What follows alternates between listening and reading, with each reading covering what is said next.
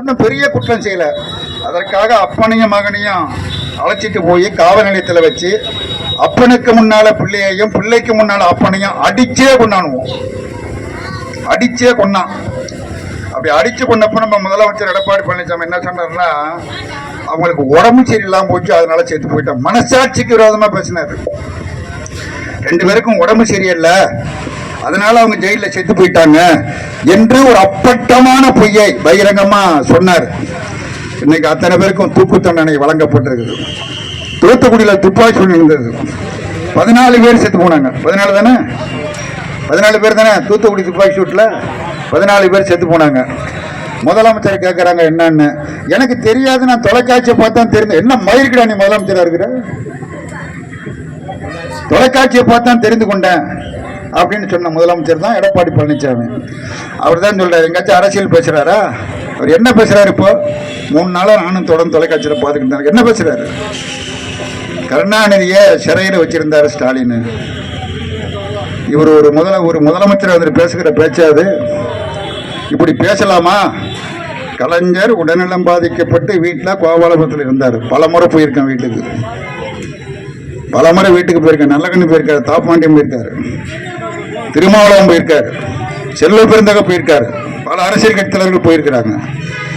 போகிற நேரம் அத்தனை நேரங்களில் அங்கே ஸ்டாலின் கூட இருந்தா உதவி பண்ணிட்டு இருந்தாரு. கடைசியா காவேரி மருத்துவமனை கிட்டத்தட்ட ஏறத்தாழ 1 மாத காலம் சென்னையில் இருக்கிற காவேரி மருத்துவமனை அனுமதிக்கப்பட்டிருந்தார். அந்த சந்தர்ப்பத்தில் வீட்டுக்கே போல முதலமைச்சர் ஸ்டாலின் அங்கேயே தான் இருந்தார். அவர் போராடி கொண்டிருக்கிறார், அவரை காப்பாற்ற நான் போராடி கொண்டிருக்கிறேன் என்று அங்கேயே தான் இருந்தார். முதலமைச்சர் எடப்பாடி பழனிசாமி சொல்றாரு, ஒரு சிறைச்சாலையில் வச்சிருந்தாரு, வீட்டு சிறையில் அடைத்து வச்சிருந்தாரு என்று அநாகரிகமாக பேசுவது மிக வன்மையாக கண்டிக்கிறேன். எல்லோரும் கண்டிக்கணும். பொறுப்பற்ற முறையிலான பேச்சு, தரமற்ற பேச்சு. ஒரு முதலமைச்சராக இருந்த ஒரு அரசியல் பேச வேண்டாமா? உங்க ஆட்சியில் செஞ்ச சாதனை எல்லாம் சொல்லுங்க. தூத்துக்குடி ஒரு சாதனை, அதை சொல்லுங்க. அப்பா மகன் கொல்லப்பட்டது ஒரு சாதனை, அதை பத்தி சொல்லுங்க. பொள்ளாச்சி ஞாபகப்படுத்துறாரு பாருங்க, எல்லாம் ஞாபகம் இருக்கு பாருங்க. பொள்ளாச்சி அம்மா பெண்கள் குழந்தைங்க எப்படி சீரழிக்கப்பட்டா அதை பேசுங்க. அது நடந்த உண்மை என்னன்னு பேசுங்க. அதற்கு மாறாக முதலமைச்சர் ஸ்டாலின் அவங்க அப்பாவை வீட்டு சிறையில் வைத்து சித்திரவதை செய்தார் என்று பேசுவதை எடப்பாடி பழனிசாமி நிறுத்திக் கொள்ள வேண்டும்.